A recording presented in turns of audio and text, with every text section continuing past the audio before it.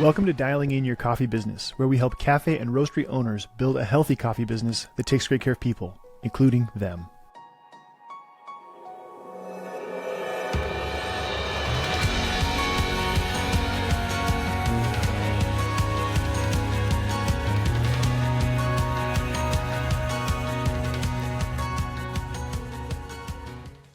I'm Michael Ryan. I'm a certified business coach and consultant that helps cafe and roastery owners turn a profit, take a paycheck, and take a day off without their coffee businesses collapsing. Welcome to the Dialing In Your Coffee Business podcast. On today's episode, I'm joined by Maxwell Mooney, and this is our episode 0. It's sort of an introduction to the two of us, why we started this podcast, and a little bit of our backstory so you can get to know us a little bit better. It's one thing to start a podcast, and it's a whole nother thing to feel like you know the story of the people hosting the podcast. And so we hope by creating this episode, we're putting a little something out there into the world that will answer that question. Who are you guys? Where have you come from? And why should we even listen to you when it comes to building a healthy coffee business that takes great care of people? Before we begin, I'd like to mention that this podcast is an extension of our coaching and consulting. It's a part of our effort to make all of the tools necessary to build a healthy coffee business, zero cost to everyone. And now for my discussion with Maxwell Mooney. Welcome to episode 0 of our podcast. We are here with Maxwell Mooney and myself, Michael Ryan. Today is going to be kind of our introduction episode. So we're kicking things off, sort of episode 0, explaining a little bit of who we are as a company, Threadbare Coffee Consulting, and then create a little bit of space for Maxwell to share a little bit of his story, which I'm super excited about because I get to ask him questions. I get to hear Maxwell speak about his story, but it's usually in a setting where I don't get to interrupt him and ask him a bunch of questions. And then we'll trade places, and I'll share a little bit of my story as I recall it. And then Maxwell, if you want to interrupt me and ask me questions, more than welcome to. But we're kicking things off today with a little bit of who Threadbare Coffee Consulting is and why we're starting a podcast. Also as a way of creating a resource for people who reach out to us. A lot of times we get on free strategy calls and people want to hear Maxwell. I'm sure they want to hear your story all the time, or they'll ask me about my story. And on a 30-minute free strategy call, that can feel like a tough way to spend the time usefully. And so by creating this, we're kind of putting something out into the world that's a free resource. And that's kind of the heart behind this whole podcast, really. It's part of our desire and effort to create zero-cost resources for people. We understand that there's a lot of people who haven't yet started their coffee shop or their coffee cart or whatever. Or maybe they're a few years in, but they're in the negative. And so, spending money on something is just not on the table, but we still wanted there to be resources for folks like that. So that's kind of the thrust of this particular podcast. As a whole, as Threadbare Coffee Consulting, we have, both Maxwell and I, we were just talking about this during our team meeting. We've seen over and over again that most coffee shops, coffee roasteries, coffee carts, whatever it is, most of the owners start those businesses not because they want to build giant empires, but because they're driven by a passion for people, for community, connection, and of course for coffee. But very often it doesn't take too long before they get a few years in and they're burnt out, alone, exhausted. I had a mentor say to me once, there's nothing quite like the pain of a passion project once the passion has run out. And I see that, and Max, I'm sure you've seen that as a recurring theme in the coffee industry. Layered on top of that, almost to make it worse, a lot of those owners are feeling burnt out, alone, and exhausted. And if you're not there yet, we want to help you avoid that, but also highlight that is kind of one of the most common trajectories people find themselves in. But almost on top of that, they're not turning a healthy profit or any profit whatsoever. Or they're not taking a regular steady salary. And a lot of owners haven't taken a day off since they started their thing. And so that feeling of burnt out, alone, and exhaustion, and on top of that, the not profitable, not getting a paycheck, and not taking a day off, that quickly turns the original dream into a nightmare. And so that's why we started Threadbare Coffee Consulting. And as a continuation of that, like an extension of our coaching and consulting, we're creating this podcast for people who maybe aren't ready to dive into something, maybe are not able, or they're just too early on in their journey. I mean, we were just talking about this also, this desire to meet people before they get to this burnout and exhausted stage. Yeah. Most of the work we've done so far has been with people who are already pretty much there, trying to offer a glass of water to the people who are thirsty in the desert. but it's almost even more exciting to go a little bit upstream and meet people before they find themselves stranded in the desert and guide them around that to begin with. So that's kind of how I think of why we're doing what we're doing.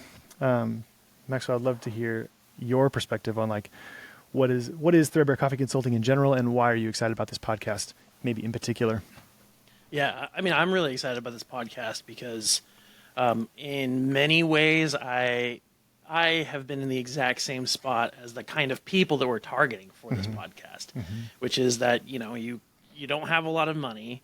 You have been a barista or like worked in the service industry for a long time, and so money is not going to just show up randomly. But you have the passion, you have the like mental fortitude, the leadership skills, all the things that you kind of need to do that. You're just not sure how to get there. So to me, this is like a really exciting thing because people helped me in my journey, and I'm just really excited to be able to help other people. Now, obviously, we are human beings and we have families to feed and roofs over our heads, so we have to charge for our time for a lot of things that we do. But I think both of us really want to be a resource to people, whether or not we're directly making money off of it or not. So, to me, this is like just a really exciting thing where I get to kind of share the stuff that I'm passionate and excited about, and hopefully it helps some people. And at the end of the day, like that's what I'm really excited about, and that's why I was so excited to join the team here. I really think that the work that we're doing is really meaningful. I think it's going to be very largely impactful. Because quite frankly, I know a lot of business owners in the coffee space, and most of them are not doing super well. And everybody, in the large public discourse sort of talks about it like owners are taking advantage of people and just sitting on top of this piles and piles of cash, taking advantage of the, folks that are just below them or whatever. And it's like, that's really not the case. And there's not really a safe place to talk about that for a lot of owners. So, I think just being able to have these open, real, honest conversations about where things are at and how to improve them is really what's exciting to me. Man, I love that. And one of my original desires in creating something and creating it specifically for coffee business owners, obviously the hope is that lots of folks listen to this, but by creating it specifically with the coffee business owner in mind, the hope is to create that safe space to be a little bit more vulnerable, because it's not a single person showing their staff their books. But we can sort of take a step back and say, hey, unless you've seen the books, you might assume things about an owner that are just not true. And that is one of the hardest parts of being a barista without having been an owner is it's really hard to understand what is going on behind the scenes. And to flip it around, the owner is not necessarily excited to peel the layers back and show what's going on, because a lot of times it's not, like you said, they're not doing super hot. This caricature of the owner, Scrooge McDuck style, sitting on a pile of gold coins and going swimming in it is about as far from the actual reality as I can think of. But a lot of people just don't know that. And the hope in creating this space for open and honest conversations is to, both for actual owners and also for just people in the industry at large, to have a better sense of what's going on behind the scenes. And really, how can we build healthy coffee businesses that take great care of people? Anytime the conversation comes up, people will oftentimes quickly fill in any blank spots I accidentally leave. And so part of the reason I say so often a healthy coffee business takes great care of people is because if I only say a healthy coffee business turns a healthy profit and pays the owner and allows the owner to take days off, which means the day-to-day is running smoothly, people will fill in the blank space with a bunch of assumptions about so you mean take advantage of their staff, don't care for their staff. No, of course not, I would say, but we can't leave those blank spaces in the conversation because people will fill them with the most negative possible assumptions. So when we say a healthy coffee business takes great care of people, yes, it turns a profit. Yes, it pays everybody a steady salary. And yes, it runs smoothly enough that you're not always running around putting out fires. But emphasis on everybody. A lot of owners that I've met, and I'm guessing it's the same for you, Maxwell, there's almost this underlying assumption that the best it could be is good for everyone except the owner. But unfortunately, that's a trajectory that leads to that burnout, exhaustion, overwhelm, isolation. And once that takes place, I don't know. I don't know about you, Maxwell, but I've worked for people who seemed like, as an employee, I worked for people who didn't seem like they were thriving, and it actually made it less enjoyable to work there. Mm-hmm. A lot of owners, I don't know if they realize, like, if they're exhausted, burnt out, overwhelmed, it actually can negatively impact their staff. Yep. And that makes me, that breaks my heart personally, because the whole point is to like fall on the sword so that the staff is thriving, but then the staff is not thriving because Totally. the owner Yeah. is so exhausted, overwhelmed, burnt out, or sometimes they're just a pill to be around because they're like jaded, Stressed about everything at all times. stressed about everything. Yeah. Yeah. The plane is always about to crash, and after a while, it's like I don't. Yeah, People I've don't love been being there. around those. Yeah, you know, it's like totally, it's a real thing. Like it happens, but Yeah. it shouldn't be your normal, and we can help it avoid that from happening. Yeah. You know, Yeah. if you set it up right from the beginning, you know, it's like, you know, you can't ignore a lot of red flags and all those sorts of things, and then be shocked when things start spiraling out of control. You know, so like setting it up for success from the beginning, and then doing the regular maintenance to keep things going well is really essential to not only running a healthy coffee business, but just being a healthy human in general. You know, I love that. Yeah, absolutely. Well, cool, man. Well, transitioning into a little bit of who we are in our story, I don't want the whole podcast to be about us, but I do want there to be a place where we share a little bit about our stuff, because it's a two-way street. Like if we're hoping to create something that folks will find helpful, if we hide behind the veneer of like we know what we're doing, and we never make any mistakes, pretty quickly we become not humans. And one of the things I appreciate about you, Maxwell, is that you keep me honest and keep me human, because I tend to skew a little serious, sincere, and having somebody in my life to poke me now and again and remember, hey, be a human, be a real person. It's super. it's okay helpful. to laugh, Michael. It's okay to laugh. I suppose so. But Maxwell, if you're up for sharing a little bit of your story, and there's actually a couple of spots where I would love to interject and ask some clarifying questions. Yeah. How far back do you want me to start, Michael Ryan? How do you want me to far go from the back? very beginning, like, or I think- where are you at? Where you want? Yeah, I think like 80% of like the beginning to 2/3 of the way in, you can kind of be a little bit glossy, but it's these last couple steps that led to you being here that I'd love for you to parse out a little more finely. So if you want to zoom out and gloss over some of the early stories, but then I think what folks would be most excited to hear and to better understand is like what brought you to sitting in this chair, talking into that microphone as a part of the team of Threadbare Coffee Consulting, and slow down a little bit for that part. Okay, cool.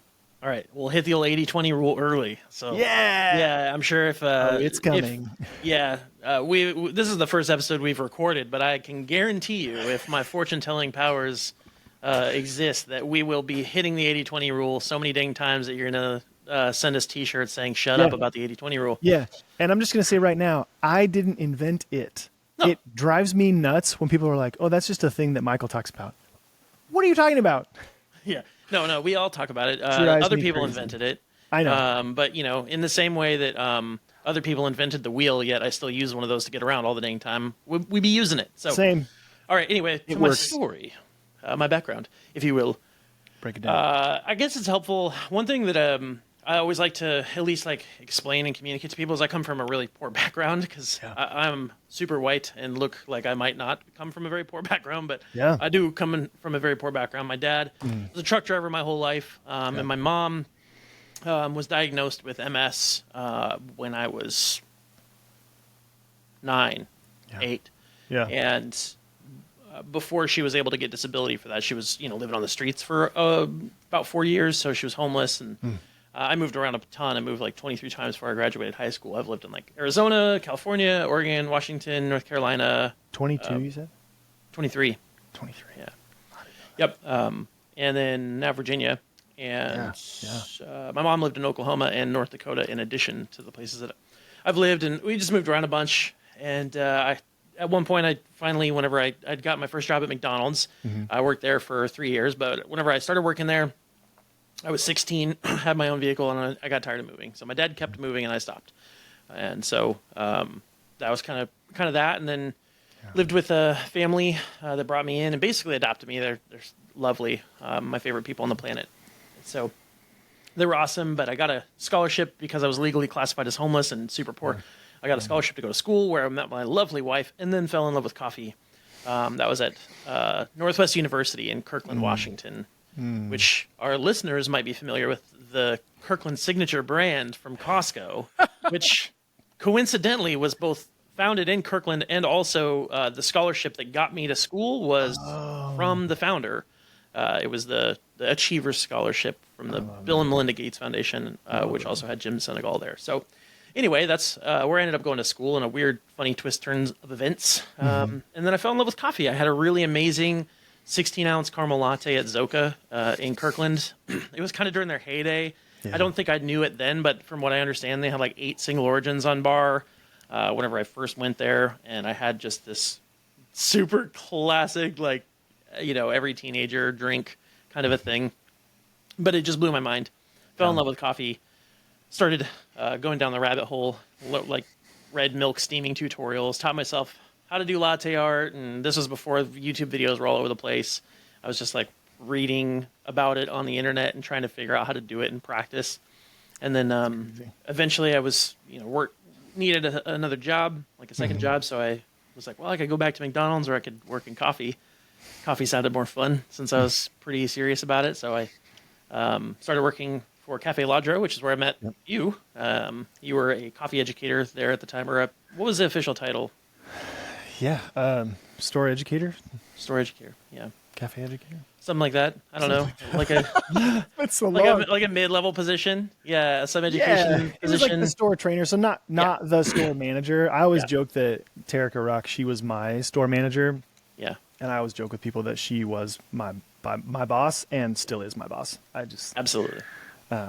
If you know Terica, she carries the mantle of authority everywhere she goes. She really does. She texts me on a regular basis, various times where she's just standing somewhere and people line up behind her because they just assume she knows what she's doing and she's waiting for something. Yeah. Anyway, sorry, digress. No, something cafe educator, store trainer, something like that. So Terica is one of my favorites because I feel like I learned more from her in like the 3 shifts that I covered at the 15th Ladro than I had learned from almost anyone. Just tons of stuff. Yeah, super helpful. Terica is fantastic. Anyway, but I did that, and then I was still finishing college. I had 1 year left, and my wife and we had a baby. And so I left Ladro to go sell pest control door to door for the summer, which I had done a couple years previously and had made enough money to help put myself through college. Yeah. In doing so, and filling out those bills because I, had kind of a level of responsibility that a lot of younger folks at that age don't quite have yet. Yeah. So I had to kind of provide for myself. So I did that, and I came back and started working for Spotted Cow Coffee, which is was a little kind of independent micro roaster. I ran the coffee program there. My official title was coffee educator, but I was green buying and helping set roast profiles and doing all the education and training for the store, that sort of a thing. And then I was running out of a ladder to climb, and because the managers there were awesome and they weren't going anywhere because they were killing it. Yeah. And so it was just one location, right? Yeah, just one location. Whenever I first started, we were doing $24,000 a month in revenue, and I think by the time I left, we were 65 or 66. Awesome. So we were starting to finally do something, and we had a couple of wholesale accounts, that kind of thing. We were roasting on a Diedrich IR3, so just the tiniest little guy, roasting way more than we should have been, putting out way more labor hours than we should have been for what was going on. So anyway, when people are always like, why do you recommend an IR12 or a 12 kilo to start? It's because you're going to be paying a ton of labor per pound. Anyway, that's besides the point. But we were doing that, and then I was basically trying to push to expand, and I had always had this idea kicking around in the back of my head about narrative. I actually started I started and owned Narrative Coffee. If you're unfamiliar, I'm going to say that a couple more times. I'm going to jump ahead briefly. But I'd started all the social media and stuff for that back in 2012 before I ever worked for Ladro, because I was roasting my own coffee on a popcorn popper like every person on the planet. starts out, and then they decide that they're a nano roaster because they're roasting 50 grams a batch, you know. But I had a few friends who wanted to buy my coffee, and so I was like, well, if you want to buy it, I should at least put a name to it. So I came up with Narrative, which I still think is a fantastic name and brand, but did that, and but I basically took this expansion proposal for Spotted Cow. The owners decided that they weren't ready for it because they didn't like the place that I was putting it, which is going to be in Everett. And I did a ton of market research. Almost all the market research that I did just ended up in my business proposal, or my expansion proposal, but then it ended up in my business plan for Narrative. Yeah. So then I was just kind of working on trying to figure out how to get Narrative up and running. So from there, coming from a very, very poor background, I had to figure out alternative funding methods than normal. So eventually just kind of kept kicking tires and nothing happened. And finally I had had an opportunity. There was this old church that had a cart, like an old school 80s cart sitting in its basement, just rotting away. And I had seen it and was like, hey, I'll give you $500 for it. And they said no. And then it just sat there. And then 2 years later, I get a call saying, hey, are you still interested in that? And I was like, yeah. And they're like, well, you can have it if you come get it today. Say less, my friends. So I went and got it and renovated it and did a wedding with it. And finally I was tired of just kicking tires, getting nowhere, because I didn't have any money, to get started. I was like, man, I don't have a home. I didn't own a home, so I couldn't get collateral backing. Gotcha. And so I was like, well, if you don't have money or a home or anything for collateral, then you have to have at least 3 years worth of financials to get one of these loans. So I was like, well, I guess I should just start, and then maybe I can work at this for 3 years, and then whenever I'm ready, I can turn around and turn it into a business. Yeah. So I started doing that, and when I did that, one of my regulars from Spotted Cow, who I'd gotten to know, reached out and was like, hey, if you ever need help, let me know. I was like, what do you mean by help? Which he meant money, just for everybody at home wondering what he meant. His name is Rich. He's awesome. Just one of the best dudes. He worked for Microsoft at the time, and I was like, you work for this place that probably has more money than I do. What do you mean? And then we talked and made sure we were visually aligned. And when we first met, we were like, so what's your favorite coffee shop? And we started talking, and it was the same coffee shops, and not just from our area, but in the country. Yeah. So it was okay, we're talking the same language here. So this might work. So it did. And then we did that. I did that for 7 years, opened up another cafe after we got our first one open. Yeah. And then sold that and moved to Virginia to be closer to my wife's family. And here am I. So having done that. So you intersected with Rich once you had already started. Is that accurate? Yep. Once I had announced that I was starting the cart. Yeah. So I announced that on June 21st, I think, of 2016. He reached out. We met that weekend, the following weekend. And then I launched the cart. I had a pre-launch just to make sure all the systems on the cart worked and everything. That was on July 3rd. And I had a few people come out to that. Kyle Oles of Forged Coffee Roasting, formerly of Slate, came out. First customer ever. Love Kyle to death. He has the espresso machine that used to be on that actually now. And then Rich came out. Rich, Janice, and their daughter Natalie. They came out. And they were like, yeah, we see what you like about Everett. Yeah. I think that's an incredibly powerful principle that support didn't materialize until you had taken a few legitimate concrete steps. Yep. In my own story, in my own life, but also working with clients, I find that to be a recurring theme, that the support appears not before, but only after the first step is taken. The first concrete, not 100% of the time, but I find that to be a recurring theme. Yeah. It's really scary to take that first step without the support. Yeah. And you've always been somebody that I look up to and admire in many ways, but in one of them is the ability to pull the trigger on something without all of the steps totally mapped out and all the things secured and ironed out beforehand. And I think that's really powerful. Thank you. That means a lot to me. There are a few life lessons or life sayings that I've taken with me. And one of them is that it is a lot easier to turn a moving boat than a still one. Oh my gosh. So when you feel like you're at a loss and you don't know where to go, find the thing that makes the most sense to you and do that. And if Do it's not the right something. thing, you can always turn around. Yeah. It's a lot easier to turn once you've got some motion. Yeah. That's really cool, man. Thanks for sharing.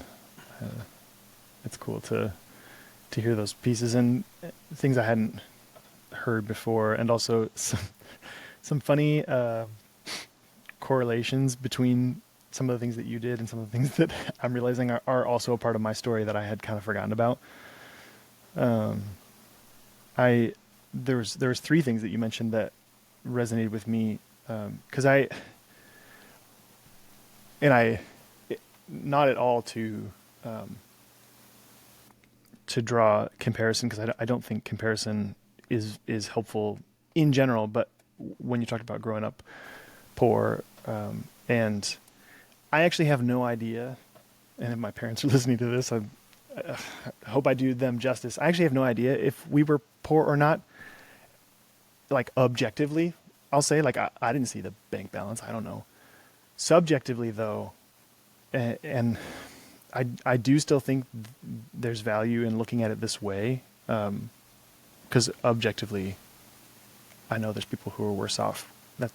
But subjectively, something took root in my brain early on, and I don't really know where it came from per se, but whether we were objectively poor or not, subjectively, I thought of us as broke as a family, and maybe that's accurate, maybe that's not. And mom and dad, if you're listening, I apologize.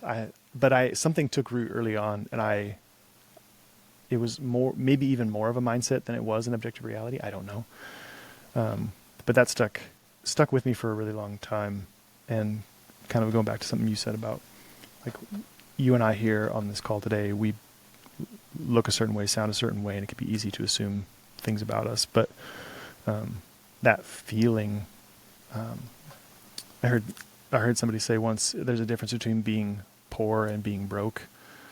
Broke is like your bank balance. Yeah. Poor is a mindset, it's a mentality. And I was definitely more in the mentality side of things. That resonated with me.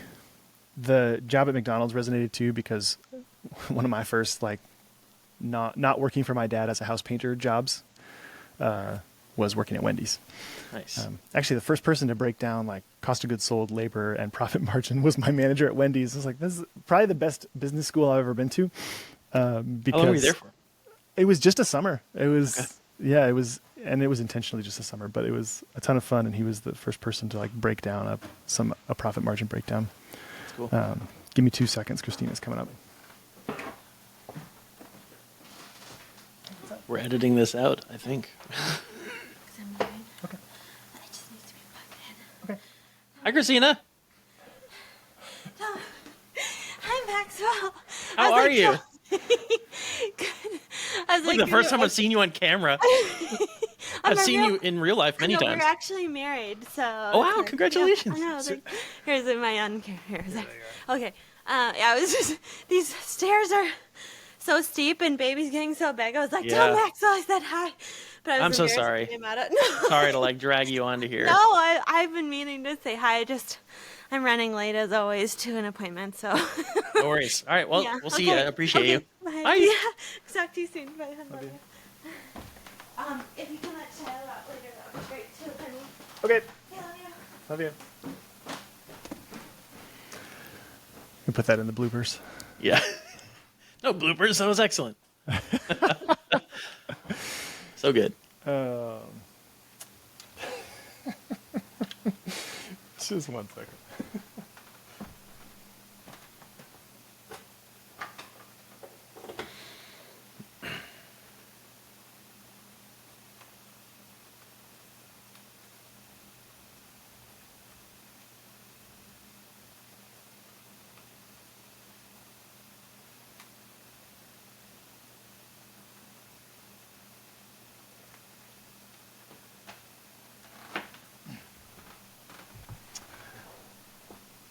All right. So yeah, So you were at Wendy's for a summer. worked at Wendy's for a summer. Yeah. Yep, and that was the first time somebody broke out the, like, labor cogs, operation expenses, and profit margin type idea. And surprisingly, those percentages hold up pretty well. Isn't that crazy? even though, yeah. So when you and I were talking way back, and we were talking about labor 30%, cogs 30%, rent 10, general operating expenses 20, and net profit 20 or 10. Excuse me. I was like, huh, that sounds familiar. Yeah, that's awesome. I remember those from my Wendy's days. Yeah, And that's fun. last kind of fun, because I totally forgot about this. I wasn't even going to share it. I did life insurance sales for a hot minute. I tried my hand. Don't recommend it per se, but your pest control sales reminded me of. It was very much like, okay, I've got a wife now. We've got bills to pay, kind of thing. And I was like, it can be really tough to make coffee your one thing. A lot of people, one of the most common questions I used to get asked was, how do you make a career out of coffee as like an employee? And in hopes of being helpful, but also to be a little bit tongue in cheek, I would consistently say, like, don't have a second job. It's just so much easier if you just like do something else on the side. I'm not saying that's the right answer or the way it should be, but I would say that a lot to people. Nobody ever liked that answer though, so Yeah. I stopped saying it after a while. Depends on the particular side of the industry you're in, but some do all right. It does, yeah. Others, are more entry level, which is sort of the way that every industry works. Right. But Yeah, I think that was one of my main hopes was it can take some time to like get to a place in any company where it's like a career type level job. yeah. And I always found it easier to just get a second job so that the pace at which the career progressed, there was less pressure on that, I guess is how I was thinking about it. But well, to kind of turn the tables a little bit and share a little bit of my story before we wrap up for the day. I already mentioned grew up painting houses with my dad. That was my first job. No idea when that started. It was as long as I can remember, so I don't know when I started puttying nail holes. But very much I would have described it as like a blue collar, like just like painting is manual labor in a very real way. And it was mostly just us, so it wasn't like a giant house painting business. It was like our family, and then like sometimes there would be other people. But that was kind of my first exposure to running a business, and I'm not naturally entrepreneurially bent. My youngest brother is. I think he started his first business when he was, I want to say 7. It was a grilled cheese business where he would buy the bread and the cheese and then grill them and take them to the staff at the church and charge them. I don't know. He made good money. I don't remember what the numbers were, but his natural bent towards entrepreneurial pursuits manifested itself very, very early. Me, not so much. I went to school for mechanical engineering and Spanish, and business was the farthest thing from my mind. But when I graduated in 2009, I just needed a job. And 2009, not a great time to graduate college and be looking for a job because of the dip in the economy. And so I ended up just, I remember somebody saying that Starbucks was a great place to work for. And I found out that because of their paper applications, you could photocopy the application and then just fill in the location you're applying to box. And that's what I did. I rode my bike up and down both sides of the river in Portland, Oregon, and applied to, I think, upwards of like 40 Starbuckses in one day. And only one of them called me back. And it happened to be the one in the Pioneer Courthouse Square. And that was a cool place to be, number one, because it was the busiest non-drive-through in the state. So, I mean, not the busiest in the world. I'm not saying that, but having my first introduction to coffee being high volume and high cafe volume was really powerful. It kind of set my emotional threshold a little bit higher, I think, than might have been otherwise the case. And we wore it as a badge of honor. Like when we would go cover shifts at other stores and the folks would be like, "Oh, that was so busy," we would just be like, "Nah." Yep. So I did love it. It was kind of like bragging rights. But the other cool thing about that store is they were the first in the state to have a Clover brewer. And because the Clover was popular at the Stumptown locations until Starbucks bought the company and the technology, it was relatively unknown to us at the time. Why you're smiling? Why are you smirking? I'm just chuckling because like that's one way to date how long you've been in the coffee industry. Oh yeah. If you just say something about Clover, and Clover, one, yeah. people know what you're talking about, and two, if they sigh, easiest tell. Remember when Clover was independently owned and operated? Yeah. Well, we got I think the hardware was the same. The software had been retrofitted to eliminate a lot of the manipulation that was possible. Makes sense. But it was early enough on that I was able to kind of go in and figure out like what's the story here, like what has been happening. And because we were in Portland, Oregon, the Ace Hotel in Portland, downtown Portland, had Clover brewers right up until not that long ago. So, but it appealed to the mechanical engineering brain that I had, even though I would have been a terrible engineer. The machine itself, if you know what they look like, or you can Google it, is mechanically very fascinating. And so we brewed a cup of coffee on there, and it was light roasted. So we're talking about working at Starbucks here. So light roasted, I had no idea what was going on flavor wise. Fresh roasted, and nothing against Starbucks, but there's zero people who would say it's fresh roasted. Everybody knows like it's nitrogen flushed and 9 months old. That's the way it works.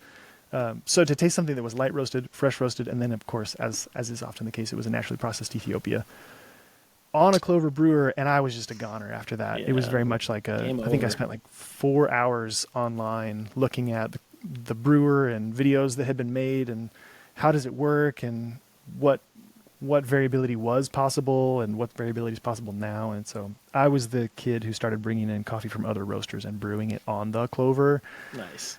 And then I would spend my lunch breaks and my 10-minute breaks going to other coffee shops around, because there was like over on the other side of the street, 1 block down, was public domain, and they were pulling shots of espresso on a Slayer. So I was like, started showing up there on a regular basis. That was like Slayer number 3 or something, I think. Oh my gosh, Something yeah. like that.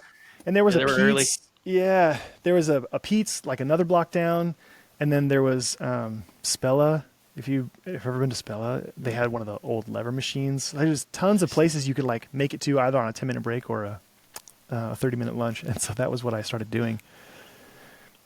I had never, up to that point, I had honestly never known what it felt like to be passionate about something. Mm-hmm. People say like, follow your heart. I don't know what my heart's saying. That's not helpful. But somebody handed me a copy of the book God in a Cup. Mm-hmm. And what she said when she handed me that book, Beth, if you're listening, I still remember. She handed it to me and said, I think you'll like this because you're so passionate about coffee. And it was the first time in my life I had ever been called passionate about anything. It was the first time in my story that I realized, like, oh, there's something here, actually. I'm obsessively going to other coffee shops on my breaks, even though I work at a coffee shop. There's something here. But that passion for coffee is kind of the first chapter. And that took me up to Seattle, which ultimately where Maxwell and I met, working for Cafe Ladro. Before that, I took a brief stop at the Starbucks headquarters, working there for about 6 months, and then from there going to what was called Roy Street Coffee and Tea. I think it's closed now. Mm-hmm. But it was a cool concept that gave birth to a lot of other things that Starbucks did. But that's where I learned to pull. Can you explain a little bit about what Roy Street was? Because there are a lot of people who don't remember that whole concept and what happened and all the controversy. And, also, I said controversy. Controversy. I wasn't trying to be Sean Connery, but, it is what it is. A tip of the hat. Yeah, so Starbucks opened up 2 cafes. One was on 15th, and the other one was on the corner of Roy Street. And they were both unbranded, and they were concept stores. I think in the small print it used to say "inspired by Starbucks" or something like that. But it was essentially an unbranded Starbucks concept where they had manual espresso machines, a lot more pour overs, a lot of a beefier kind of slow food program, generally larger square footage. So Roy Street was much bigger than 15th, and it's honestly, still to this day, aesthetically, it's still one of my favorite designs. But they launched it and didn't tell anybody that it was owned by Starbucks or run by Starbucks. And then people sort of found out. And I don't know how, this is a little bit before my time, but I don't know how deep the fury ran. But people were a little bit annoyed / offended / furious that this cool, what seemed to be a local independent coffee shop was actually just a local Starbucks. and kind of independent. Yeah. So people were not super happy about that aspect of it in my memory. I on the kind of after the fact, because by the time I worked there, everybody knew, like, yeah, Starbucks owns this. But we were still able to do some cool stuff. It's where I learned how to pull manual shots of espresso. For me, that was a novelty. I learned how to pour latte art. One of the guys who worked there had worked for Intelligentsia before that, and super cool, laid back guy. And he started teaching us how to pour latte art. Lots of late nights. And Was that Ryan? Ryan? So Ryan Soder was at Roy Street, yeah, and then he left. Amanda Juris, I think, kind of took over his role. Yep. And then I came in and kind of took over Amanda Juris's role. But She Colin, moved into the corporate. yeah, because she went, yeah. Mm-hmm. Colin, though, was the gentleman who had worked for Intelligentsia, and he kind of began to teach us latte art. I always like to joke. It was a lot of late nights, pizza, and beer. Probably I shouldn't say that. The barista diet. On the barista diet, and we usually called it quits once somebody was like ready to punch a hole in the wall. So people who want to learn latte art, I'm a huge fan. But if you're expecting to be able to do it without ever wanting to punch something, I think those are unrealistic expectations. Yeah, be ready to throw, like, be ready for the feeling of wanting to throw a cup. Yep. And if you can handle that, then you're ready to learn latte art. But yeah, that was it was one of those things that was really cool, and it was cooler than I realized at the time. The passion for coffee had just like taken over me. So I was like, this coffee's still not fresh enough. This coffee's still not light roasted enough. So I wanted to move up the supply chain, so to speak. I wanted to roast the coffee. I wanted to get in, and so that's part of what took me to Cafe Ladro, which is where our paths crossed. When I heard what they were trying to do and who they were bringing on board to do it, folks like Jared Linsmeyer, who now owns Ruby, or Layla, who eventually won the United States Barista Championship. She was the director of education. So when I applied to be a store educator, that's why I applied. I was like, I want to work for Layla, with Layla. I want to learn, and was lucky enough to get to do that and be at Terrica's location. So I was getting like tons of resources from kind of two different sources, which was really cool.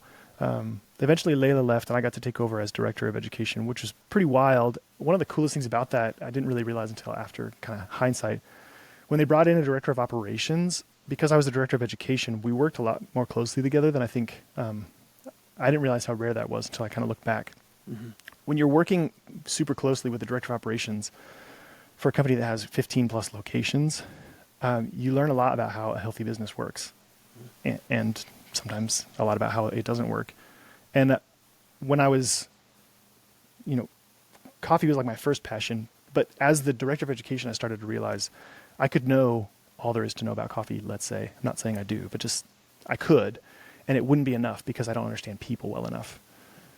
And that was a big shift for me, personally, as the director of education at Ladra. And then when Christine and I met and moved back down to Portland to be closer to my family, getting to work at Dapper and Wise and Insomnia as the director of education, that passion for people really took hold, and almost like coffee started to come in just like right underneath, in terms of like, yes, this is the best shot of espresso I've ever tasted, but you're a jerk and it doesn't work very well if that's the play. And I feel super fortunate to have spent about half of my, up to that point, about half my time in the coffee industry at Dapper and Wise and Insomnia, because that was where I got to roast on a Diedrich IR12, then a ProBot UG22, got to be their director of coffee and travel to all sorts of places, which was really cool, getting my Q grader license and that kind of stuff. All the while kind of beginning to realize that I love coffee and I love people, but there is also an element of, if the business itself is not healthy, like if the house is always about to fall over. And it's not so much at Dapper, it was more like looking around and just seeing And this is when I was also starting to teach at Coffee Fest and started out as latte art workshops, then moved to be like latte art and business workshops, over and over again, hearing this recurring theme of like coffee business owners who feel like they live in a house that's always about to crumble. Mm-hmm.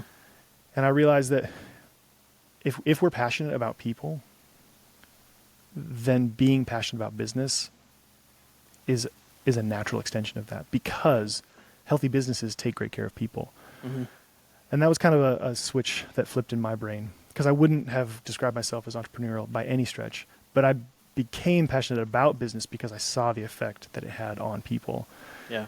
And so, as you can imagine, if you put coffee, a love for people, and a love for business in a blender, you get Threadbare Coffee Consulting. You get Totally. somebody who's super excited about coffee, about people, and about business. Yeah. Put that in a blender, and that's who we are in terms of helping coffee business owners build healthy businesses that take great care of people, starting with them, including them, the owners. Mm-hmm. And the name Threadbare, if you Google the word, it means worn out. But one of the things that I stumbled across in this journey was this concept of timeless wisdom, timeless principles, this idea that there's certain things that have always been true and always will be true.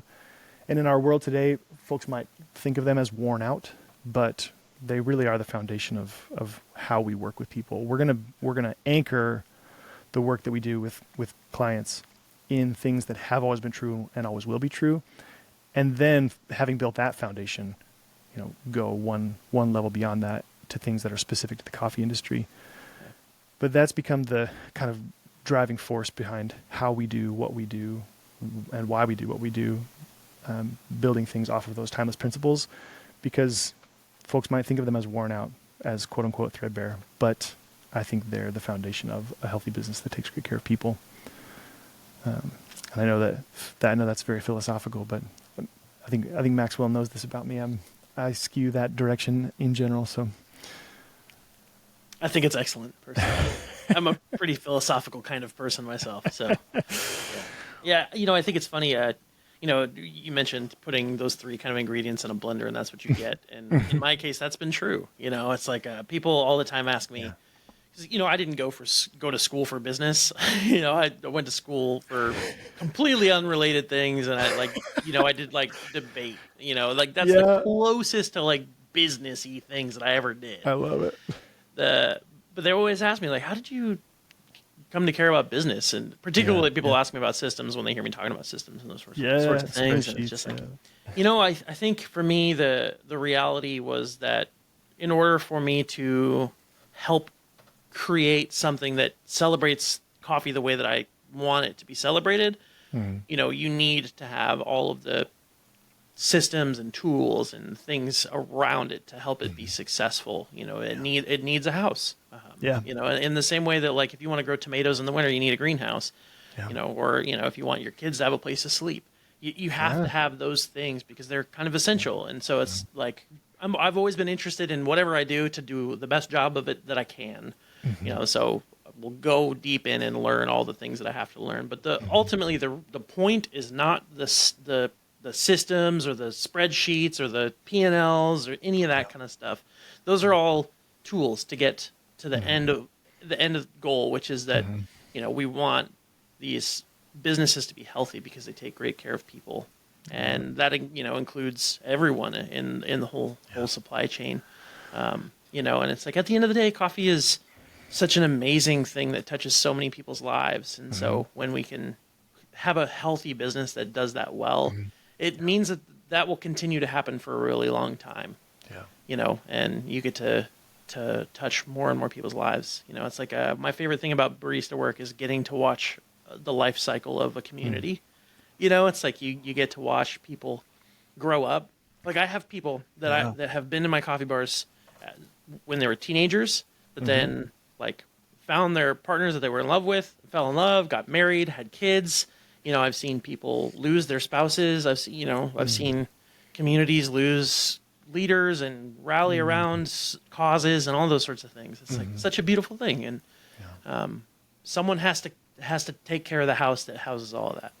And so that's our job, is to do that. So. Yeah, man, that's beautiful.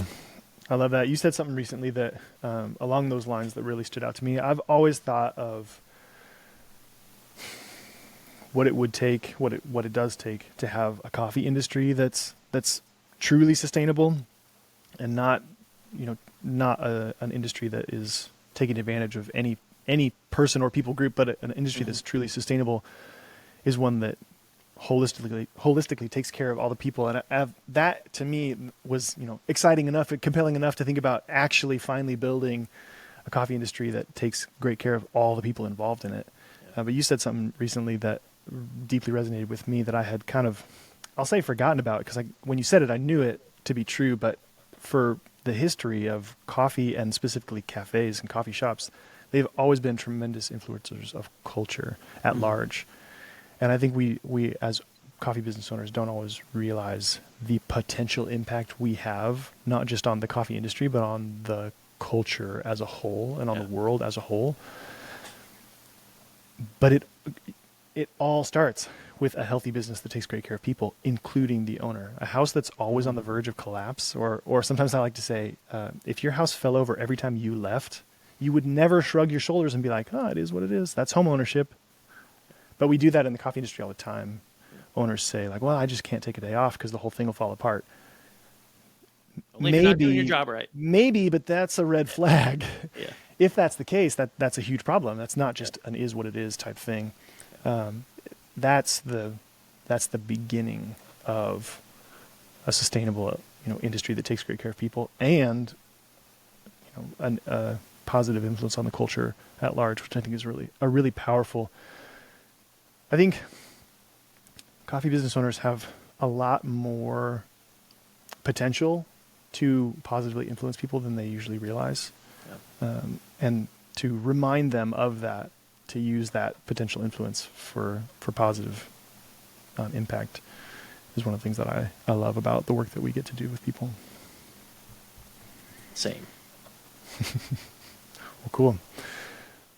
Well, in future episodes, we'll be a lot more concrete, practical, tactical, a lot of strategy, a lot of tactics, a lot of things that will help equip coffee business owners to build a healthy coffee business that takes great care of people. But for today, we were hoping just to introduce you to ourselves a little bit, Threadbare Coffee Consulting as a company, and the heart behind this podcast in particular, which is part of our continued effort and our desire to bring zero cost to consumer resources, especially for people who are starting out and or can't afford to work with somebody.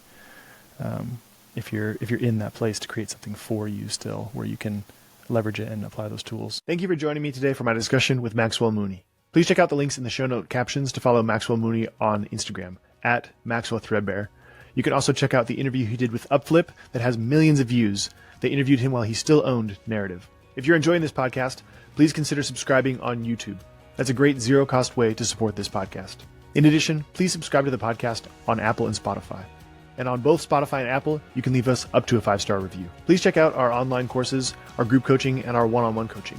That's the absolute best way to support this podcast. If you have any questions or topics you'd like us to cover or guests you'd like us to invite, please leave those in the comments section on YouTube. If you're not already following us on social media, we are at Threadbare Coffee Consulting on Instagram, and that's really the only platform we're active on. That's where I regularly post bite-sized thoughts on what it will take you, the owner, to build a healthy coffee business that takes great care of people, including you. The content we post on Instagram overlaps with the podcast, but it's generally distinct from anything we cover on this podcast. If you haven't already visited our website, we have a myriad of free tools and trainings for coffee shop and coffee roastery owners.